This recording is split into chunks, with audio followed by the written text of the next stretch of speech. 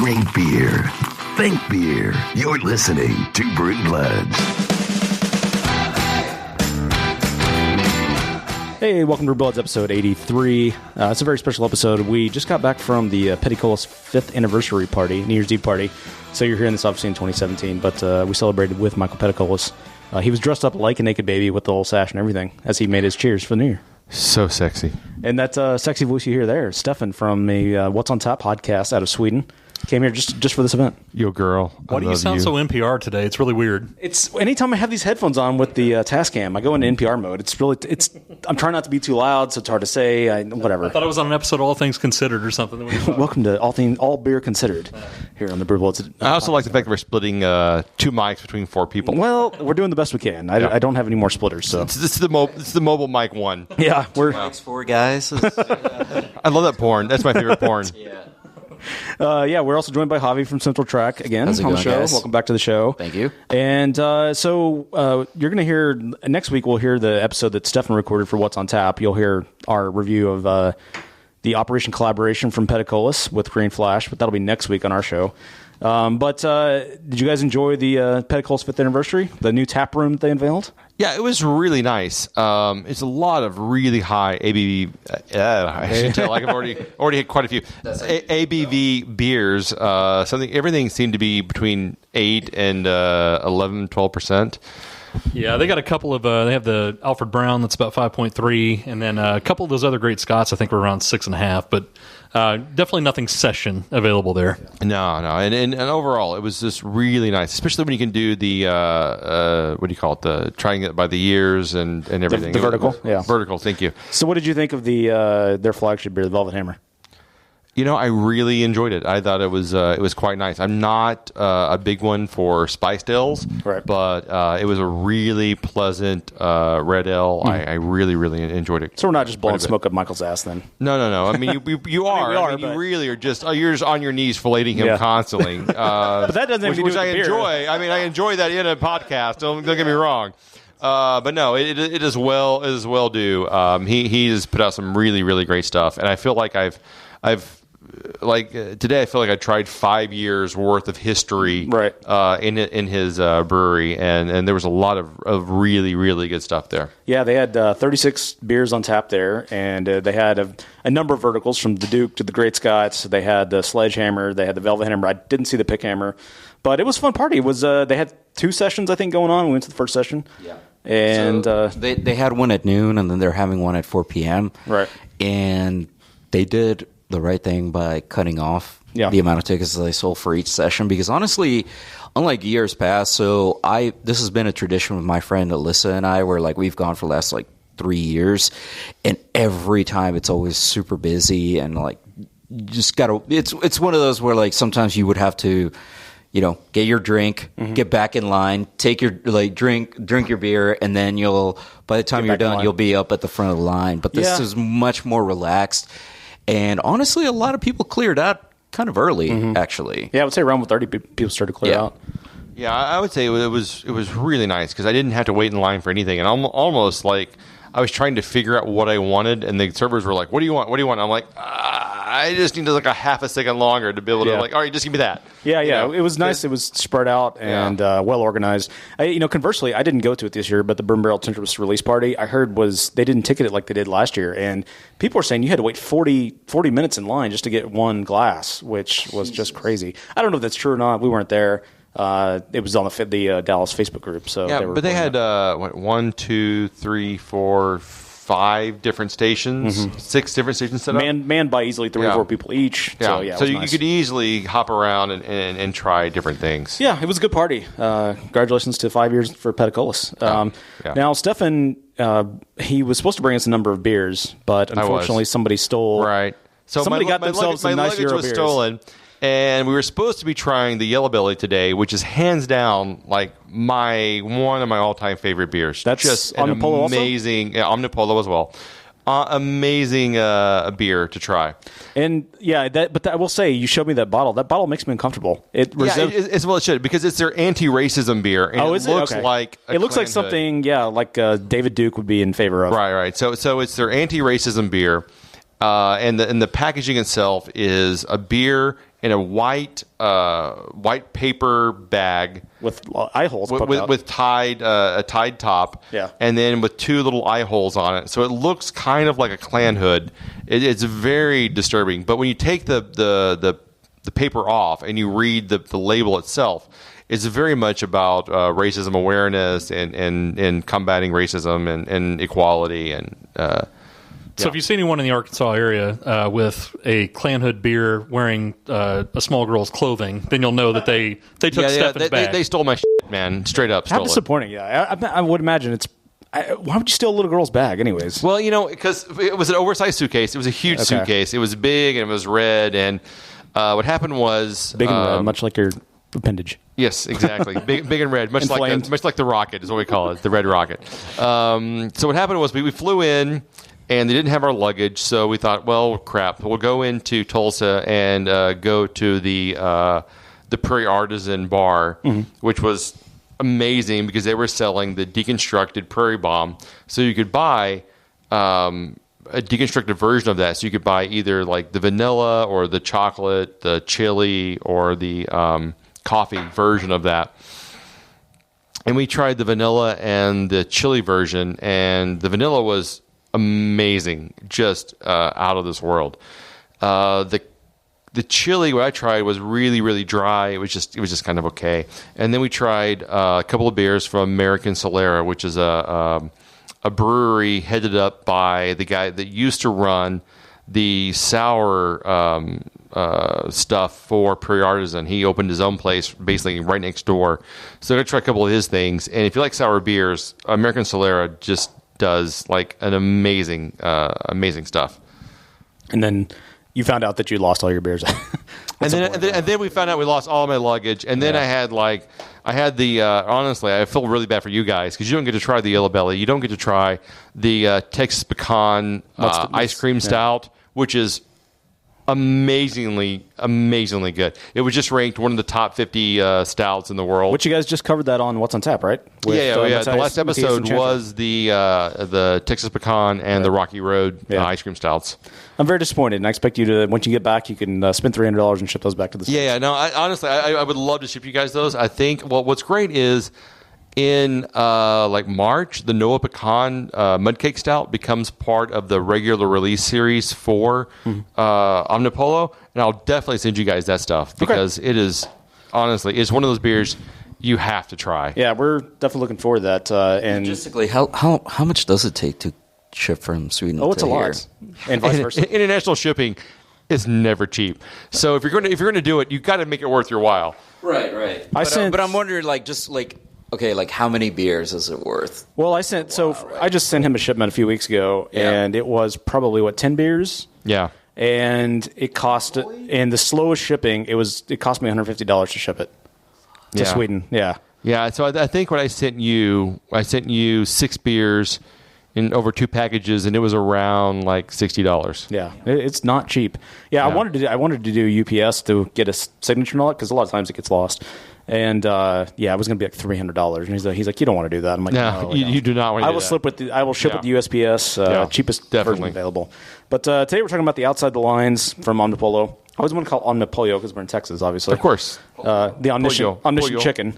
But this is an Imperial Double Stouts, 12% ABV, and allegedly no IBU, at least according to Untapped. Yeah, there's absolutely no IBU on this. And this is a very, very standard style. I mean, stouts are Omnipollo, like stouts and really hoppy beers. They're kind of the two things that they go for. It only has 727 ratings on Untapped, but it's a 4.056 on average. Yeah.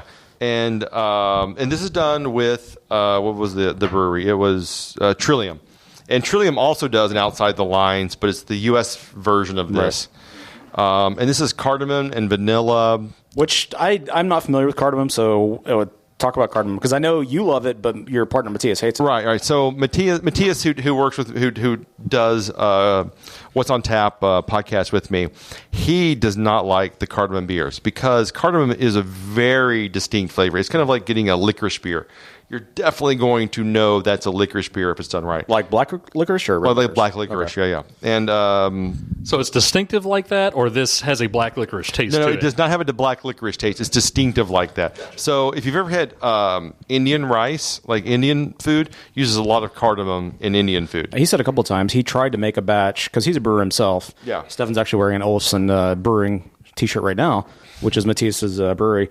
But he said they tried it in a large batch and they barely used any cardamom, and he said it ruined the entire batch and he had to dump it. Well, because cardamom is a really overpowering pungent flavor. Yeah, it's like pungent. It's like lavender. Lavender, you can use a little bit. It's always going to taste like flowery and soapy. Right. Cardamom, just a little bit gives you just a huge adjunct flavor. And I mean, if you smell this beer, you get kind of the chocolate and the coffee, and you get that that cardamom smell right off of the top. I guess I can see that. I'm not a big fan of Indian food, so I'm a little wary of this, but I can definitely get some of those Indian food notes in there for sure. But there's also it kind of reminds me, it smells like a little bit like the Prairie Bomb, but with less spice. It does have a bit of a Prairie Bomb. So there's a little bit of cinnamon in there when you kind of swirl it. It doesn't foam up at all because there's absolutely no carbonation in this whatsoever. It also smells a little medicinal to me, a little bit. Yeah, a little bit. Well, medicinal as in marijuana? No, like a light Robitussin almost. There are other types of medicines, Javi. I was not aware of that. Other than small batch free range marijuana. Right. Love that handcrafted marijuana. Well, let's just give it a little taste there and see what you guys think. Appearance wise, though, it's brown. It's very brown. It's very thick. It is super black. And then when you swirl it, it just coats the glass in this brown It's haze. very oily, just in the glass. Yeah, Omnipollo is super oily and almost no carbonation in their beers. It's funny. We're drinking these out of Petticoat's glasses. You can definitely see the layers of transition between the glass and the beer. I can definitely smell a licorice kind of smell too. Yeah. You're getting kind of that as well. Not sure if I like that. It's interesting. It's not bad. I don't know. That's definitely not what we get in the U.S. for sure. Like this feels like a foreign ass beer. Well, yeah, I kind of had the misconception of thinking like Prairie Bomb was in my mind because of the vanilla bean, because of the stout. Glassware's not exactly the same, but similar coloring or something. So that was kind of in my mind. And then you get this, and it's nothing like that at all. The vanilla is not exceptionally prominent, I would say. It's got to be prominent enough. You think? I think so. Yeah, I get huge vanilla off. Really? I don't at first, for sure. Fight me, bro. Yeah, well, let's fight. Yeah. It's got to be one of the counterbalance elements in there, but I don't feel like it's not as prominent as I expected. I guess maybe because it has kind of that tart back end or whatever it is that. Yeah, you definitely get that bitter cocoa nib flavor to it. Yeah, exactly. Yeah, it's really it's interesting. It reminds me of like rum. It's kind of rummy to me. Like a Spanish rum, but then it's like you poured in a batch of dirt or something. It's very earthy to me. Yeah. I can see what you're saying. I'm saying it's very earthy. Like they also make a beer. Omnipollo also makes a beer called a Hypnopampa, which is a marshmallow. It's a coffee marshmallow stout. And I get some of that marshmallowy vanilla. Like I said, the cocoa nib's really dry. I mean, it's very dry. Really, really dry beer. Marshmallow was that's a very good description. I get that now that you mention it. Yeah, it kind of reminds me. So back in the day, one of our very early episodes was the Shiner chocolate beer that they made. It kind of reminds me that beer was garbage. No, I'm not. Well, look, I'm just saying it kind of reminds me of that dry cocoa. This is definitely a better beer for sure. I mean, that, as we described at the time, was like back of the shelf Walmart chocolate frosting, and this is better than that for sure. I just don't know that I don't know. You know what I'm having a hard time with this one. This reminds me of, honestly, a lot of the Brewdog beers. It reminds me a little bit of the Tokyo. It actually reminds me quite a bit of the Tactical Nuclear Penguin, to be honest. Really? That is a surprise because I don't think that this it's not similar, but it's just like I remember whenever I tried the Tactical Nuclear Penguin, like it was very flavorful up front, but it didn't have. But it kind of like just kind of disappeared like a little bit towards the end there, and that's kind of what I'm getting from this beer. Yeah, no, I see that, but for me, like the aftertaste, it's really dry, and it stops really fast on the palate. But the flavors you are left with are like this toasted coffee, vanilla, toasted coffee, marshmallow flavor is definitely there. Yeah, very chocolatey kind of flavor. That's why I totally disagree with you on comparing it to the Shiner, because I thought that was like a really crappy milk chocolate, nasty flavor, and this has like a really full-bodied flavor to it, and the vanilla is good.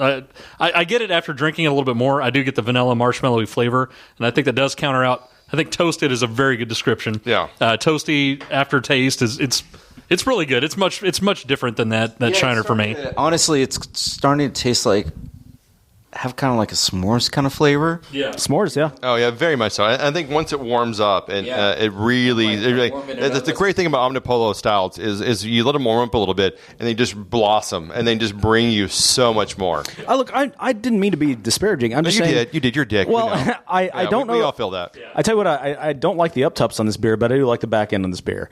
I think it's a very different beer from front to back. And I don't hate it up front. It just has kind of a dried cocoa quality that reminded me of the Shiner. The Shiner is by far a worse beer. Don't get me wrong. I really like the complexity of this beer. So why are you comparing it to the worst beer? Because there's it reminds me of the dried kind of cocoa. Parts of it remind me of the dry cocoa flavor of that bad Shiner beer. You remember that really crappy beer that I really hated? It's kind of like that, but much, much better. But see, to me, that tasted like old milk chocolate. And this doesn't have that flavor at all. Yeah. I'm just saying, to me, it shares some of those qualities. Now, I love the aftertaste on this beer. I think it's a lot better in the aftertaste than the initial taste. But the back end taste, the aftertaste is excellent. I love that. I think maybe I'm just not a fan of cardamom. I think it's probably it could be the cardamom. I mean, that is like I said, I don't find it overwhelming. Matthias, my co-host, he found it just like a huge cardamom bomb. Yeah. And from what I've heard, what I've read, it's a little like. What do you call it? Not like some beers. Some of the bottles are more cardamom-y than other ones. But I think more than this would be just outright dangerous. I can see why you would want to dump a batch if it was any stronger than this. But I find it very, very drinkable, very smooth. It's got that really rich, thick, chocolatey. Vanilla. This is definitely one and done for me. It definitely feels like a nightcap kind of beer, where like you just take your time with it, you don't rush it.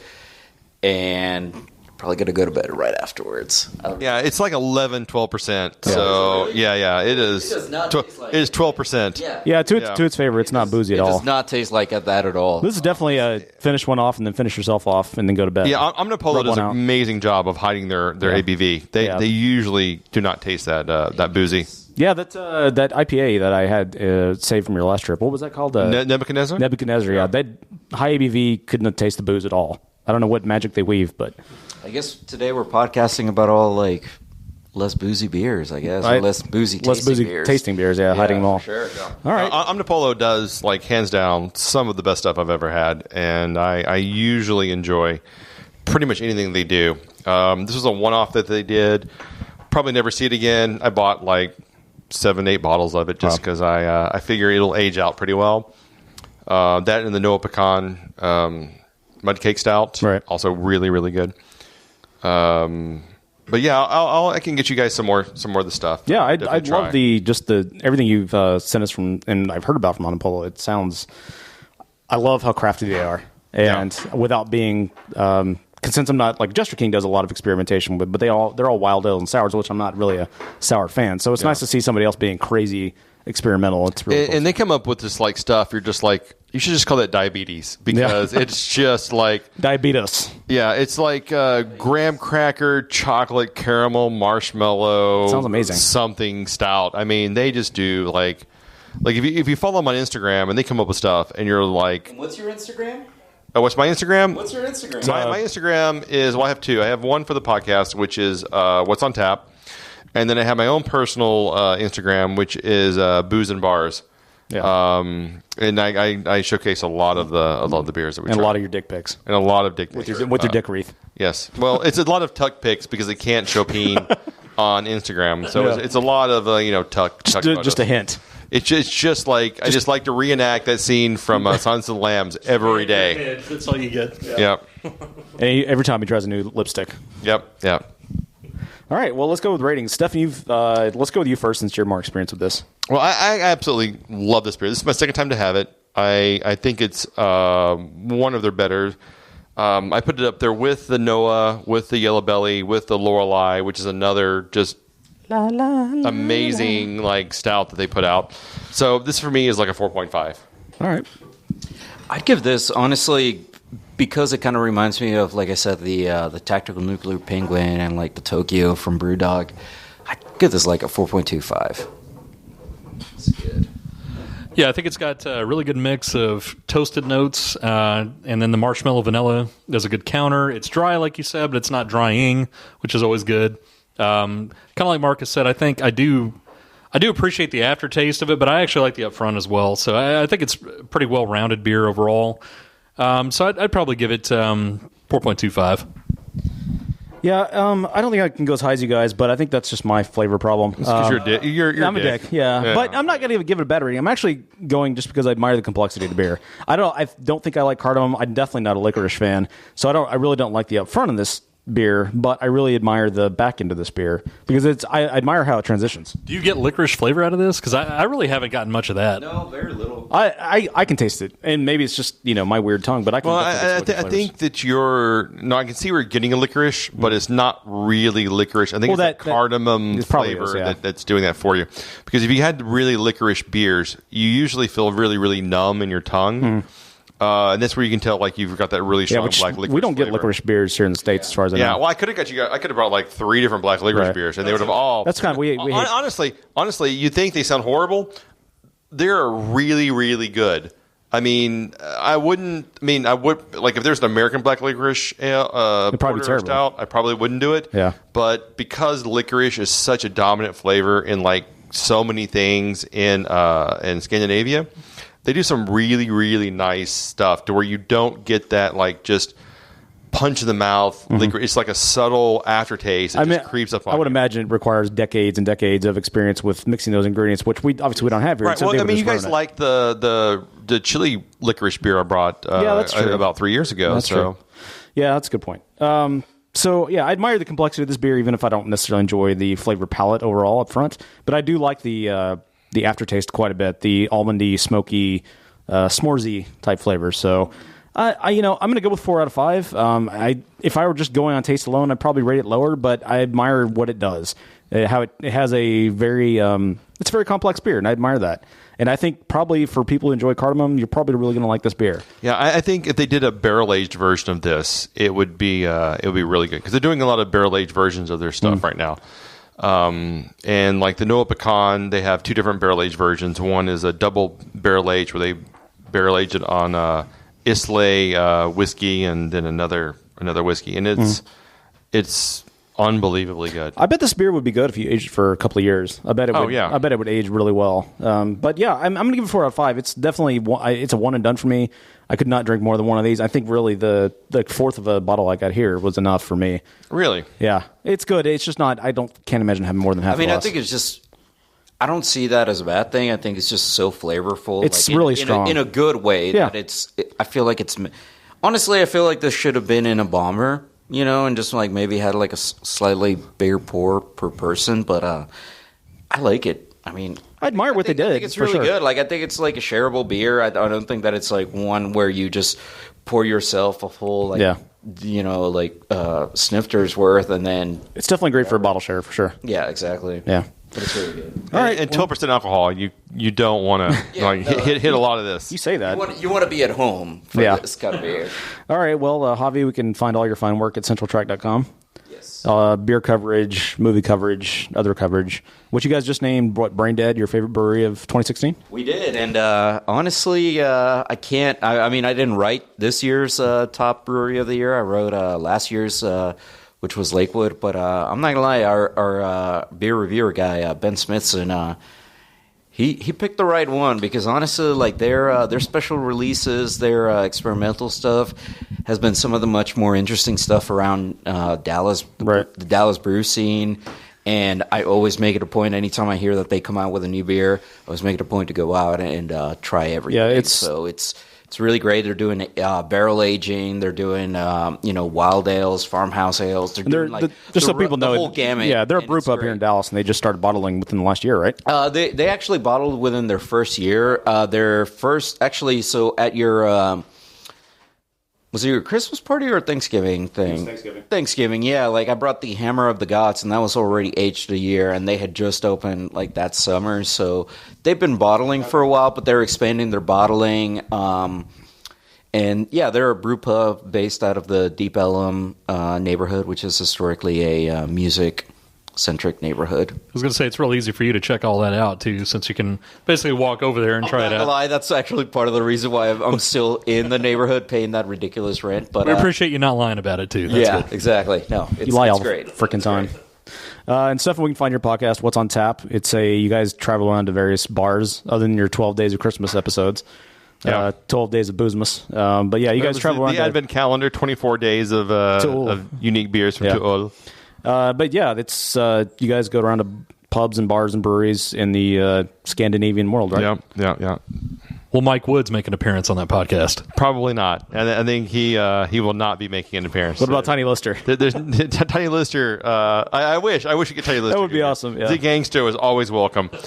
But no, he will not be making an appearance probably. And your partner's Matthias, and he has his own brewery, and he's quite the expert on. He's a big sour fan, right? Yeah, he's a huge sour fan, and Matthias does he does really, really good stuff. I honestly, I meant to bring a bottle of one of his stuff, one of his beers with us, and I had it with me, but it leaked on the plane. Yeah. So my brother and I enjoyed it for Christmas, and it was amazing. And not I don't want to brag, but I'm going to brag a little bit. Yeah. So he took that particular bottle.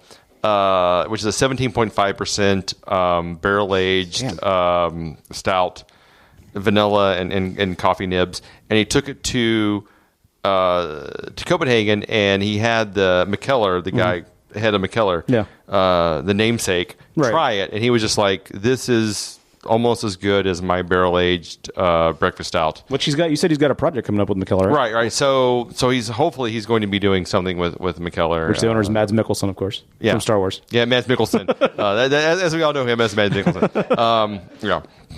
All right. Well, I'm really, really he does just amazing stuff. His if you're in Scandinavia and you see something from Olufsen Brewery available, definitely go and check it out. Yeah, I'm looking forward to you sending some, and we can just specifically tear it apart. Yes, we'll rip it a new one. Yeah. Dude, he made this thing called whatchamacallit. He called what was it called? Well, him and I, we made a coffee brown ale called Coffee, and it was nice name. Yeah, we worked on it for a long time. It really came to us. It was inspiration, but it was so freaking good because brown ale's not the most exciting style, but this was like coffee, and it was sweet, and it was rich. It was so good, and his IPAs and double IPAs are really, really good. All right, well, hopefully in March 2018, I'm planning to come out for 6 weeks, so I'll be joining you for every single episode. Yes. I'll be dominating every single episode. As well you should. You're more than welcome to. All right, well, we'll catch you guys next week for episode, no, we're going to have next week we'll play the What's on Tap episode that we did, and then we'll come back for episode 84 after that. So catch you guys from the next episode of Brew Bloods. Probst. Probst. Said it wrong, it's Jeff Probst.